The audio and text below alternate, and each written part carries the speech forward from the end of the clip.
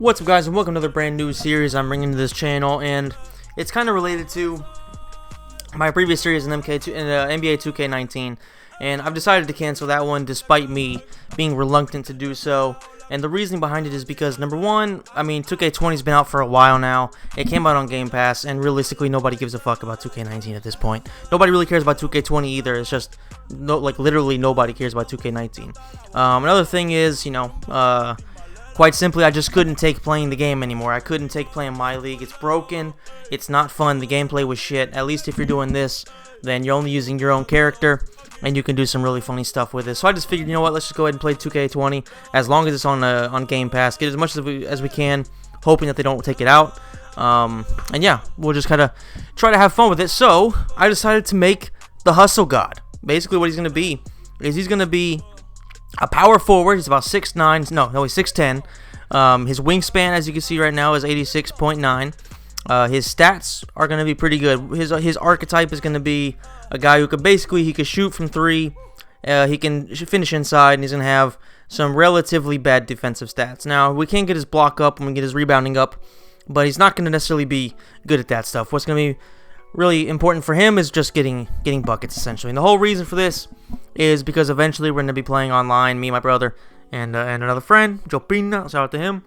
And we were going to go with the three dwarves, but we decided to make something a little bit different here and go ahead and do this. So, yeah, his takeover is going to be a spot-up shooter, just because, it makes sense. At this point, if we're going to have a guy who's going to be all about scoring, there's really no point in having a guy like this being a slasher or something like that. And we're similar to John Collins, Pascal Siakam, and Amari Stoudemire, which is kind of weird. But yeah, alright, so this is going to be what we're going to roll with. I'm going to go ahead and skip every single cutscene because it takes hours upon hours. Just doing this, recording the combine and all that stuff, took me from like 11:30 p.m. to 2:30 a.m. So it took me, a long ass time. And that's skipping all cutscenes. So I'm just going to show you the Hustle God doing everything in the combine and all that stuff, and get it up to where he gets drafted and things of that nature. So basically, the reason they call him the Hustle God is because he might not be the best basketball player out there. He's technically not great. He's physically pretty average, or at least average for a power forward. He's huge for average people, but regardless. But if there's one thing he's gonna have over everybody else, it's a desire to just fucking go 100% at all times. So that's why they call him the Hustle God. And to be fair, I think this kind of archetype is gonna be pretty efficient. At this point in the game, it kind of just feels like going inside the paint is pretty much just disastrous for anything, especially if you're playing against somebody else. If you're playing against another real human, basically anything you do in the paint is just awful. I don't know exactly what that'll happen. Like 2K13, my brother and my friend Shepard, shout out to him. They've played that a bit over the past couple years, and in that game it's essentially impossible to get to foul. It's impossible to get blocks, stuff like that. But in the new games, if you even try to go in the paint, you're in deep shit. But anyway, so Hustle God gets 3 stars in the first drill. Not too difficult. It's just mid-rangers. We'll see how he does with the 3. Of course, he's number 69. You have to be number 69 anytime you can pick a number. Basically, for 3, technically he shouldn't be that great, but I don't know. Like, the reason that I didn't show the Summer League instead is just because, honestly, in the Summer League, you can go for like 30 to 40 points pretty easily. You can get double-doubles, you can get triple-doubles. But once you get to the NBA, I don't know, it's like everything is, like, it's just, your guy's just super nerfed.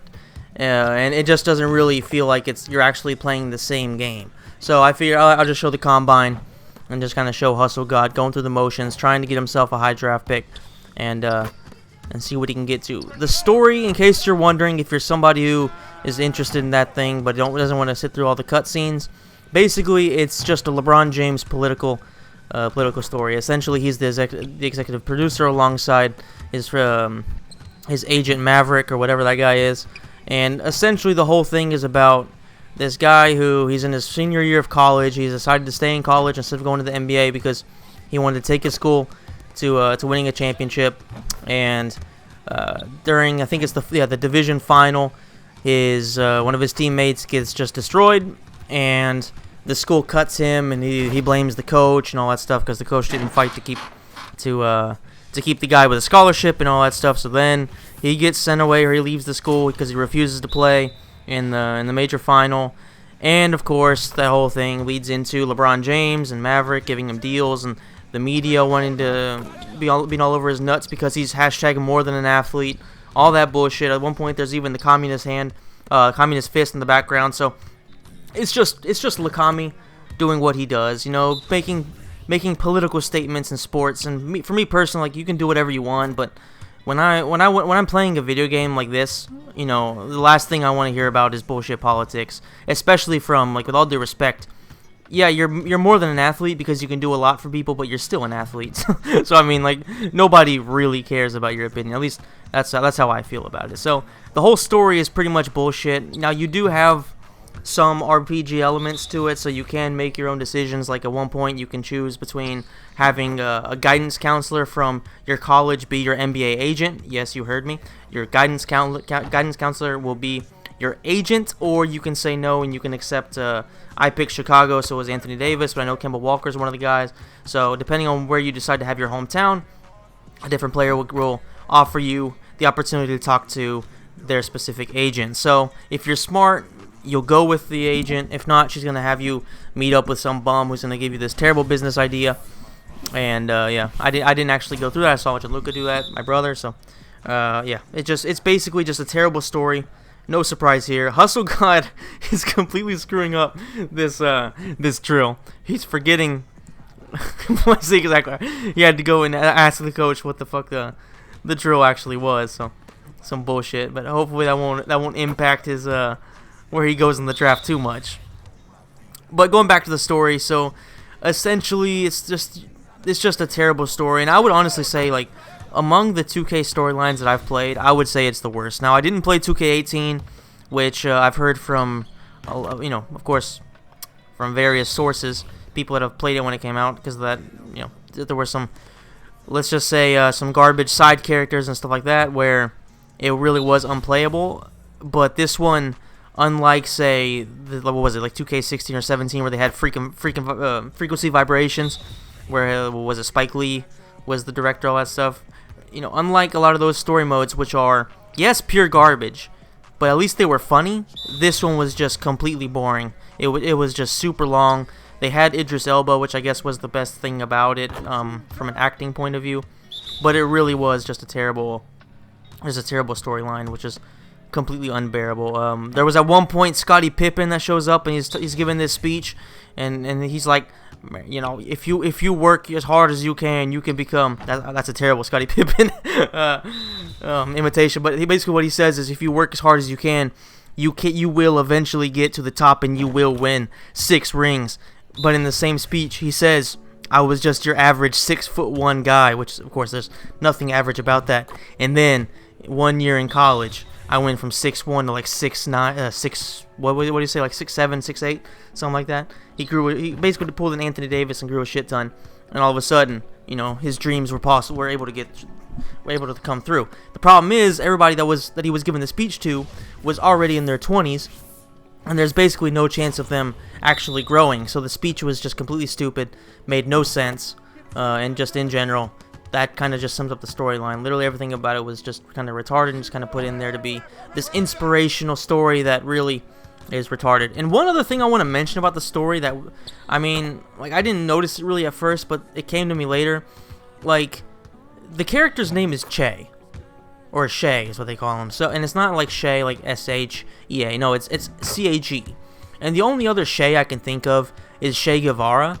And considering some of their, like, revolutionary symbolism and stuff like that that's in the game, put in by Lakami James, I figure they're probably referencing Che Guevara. So you're essentially in my case, a white Che Guevara who is apparently revolutionizing basketball and college and all that shit. So pretty stupid, but let's go ahead and just kind of focus on what we're going to be talking about now for the future of this career mode. So right now, I'm gonna show you guys the combine. I'm gonna show you guys the draft, and then I'm gonna show you, in-depth stats and what badges I unlocked over the course of the bullshit intro. After that, starting in the next episode, we're gonna be immediately jumping straight into the NBA. Hopefully, we'll be playing for a team that's at least gonna be a playoff contender, and hopefully from there we'll have the opportunity to actually play for a team, that's actually building something. I mean, if you're not going to be a playoff contender immediately, then at least have something that's going to be, good for the future. Potentially, have a young team and see what happens. But the most important thing, and I'll show you guys later, is when they give us the opportunity to pick the teams that we are most interested in playing for, is that we pick teams that are going to be, are actually going to be needing somebody like the Hustle God. Alright, now we get to the part where I'm going to call it with air quotes the fun part, which is going to be the physical challenges of the Combine. And these are just essentially spam the buttons as hard as you can and hope and pray you get the timing right. Like, basically, it's just spam left trigger, right trigger as many times as you can, and then just keep spamming Y as well. That way, if you get lucky, you'll time it right and get second. Like, I didn't even touch it once. The first time I attempted it with my old character, who was a 5'9" point guard. And yeah. So, it's basically just a bunch of cheese. This one is basically the same exact thing. You just have to hope that you push Y at the right time. Got second in the first challenge. And I think we did okay in this one. Yeah, we got fourth. So far, so good. This one is just garbage, though. This is a terrible mechanic right here. Basically, you have to try to copy whatever they tell you to do on the screen with the analog sticks. And let me tell you, like, it's completely broken. It's not a good mechanic at all. I feel like it should be based on, how much you give your guys strength and all that type of stuff, as opposed to how good you are with a minigame. Maybe have a minigame in there, but it's just, this shit is garbage. Like, honestly, doing in the practice ones, I think I had my record was 6, and in this one, just doing terribly. Just look at this shit. I mean, for a guy who's 6'10" and has like 90 strength, 90 strength potential, this is pretty embarrassing. But you wouldn't really say, giving his physique, that he's gonna have that 90 strength potential, would you? So yeah, we're gonna stop at 5. That's because once the time runs out, you don't have the chance to finish the rep you're doing. So that sucks, but it is what it is at this point. I don't even know if this really makes much of a difference, to be completely honest with you guys. My playthroughs, like I said, in the first one I did shit in the in all the Combine, and basically was a high pick regardless. Anyway, so this is also cheese. You have to go to the right, then immediately go left, then go right again, open the sprint, and you only have a certain amount of time. And it's really just broken, because no matter who your character is, if you don't time it perfectly, he's gonna be stumbling. And it's not like there's not really like a window to where you can do it correctly. It's just kind of luck based on what I can tell. All right, this one is pretty much the same thing, only instead of going side to side, you also have to go backwards. He stumbles there, of course. Nails that one. Nailed that one a little bit. Nah, maybe not quite nailed, but this one was good. That one's good too, but then he slows down for no fucking reason. And I think we only got 2 stars with this one. Of course, he's demoralized. But we finished 9th. Okay, that's not too bad. And then this one is just pure cheese. This one is literally just spam the triggers as hard as you can for as long as you can. Just like, you literally just go, and it's over. Luckily got 3 stars, but because Hustle God is massive, he probably isn't going to be in the top 5. 7th. Okay, 3.3 seconds. That's not bad. So now we get to choose the teams that we're interested in. And like I said, the important thing is going with teams that are actually going to need Hustle God. I feel like the Suns are a good option because their starting power forward is Dario Saric, and that shouldn't be too difficult to get past. Of course, having also a young team with Booker, with Ayton, having a good point guard like Rubio, the team is good and built well to succeed for the future if they have somebody like a Hustle God. So I think that's a pretty solid choice. There are a few other teams, of course, but we're not necessarily going to be going for the big teams. The Brooklyn Nets could have, Kyrie, KD, Hustle God, Jared Allen, so a pretty solid base right there. And then for the last pick, I could go with like the Clippers, who are my favorite team. Could go with the Celtics, another team I like quite a bit. The Cavs are an option because they have Drummond, but they have K-Love, so maybe K-Love will get traded. But in the end, I decided to go with the Clippers just because they're my team. So after doing all the little scrimmages and basically team tryouts, it ends up that Hustle God is, of course, a high draft pick, and he has been chosen by the Phoenix Suns. And like I said, I think this is probably the best choice because it's a young team with a lot of potential, and it's going to be a spot where he should be able to become a starter pretty quickly. And these are his stats. He's way better at shooting inside, of course. His close shot is good. His layups are all right. His three-point shot is 60, so he still has a lot to develop. And when I say good, I mean okay. He has 2 badges as a finisher, and that's pretty much it, really. So, not too bad. It's not too bad.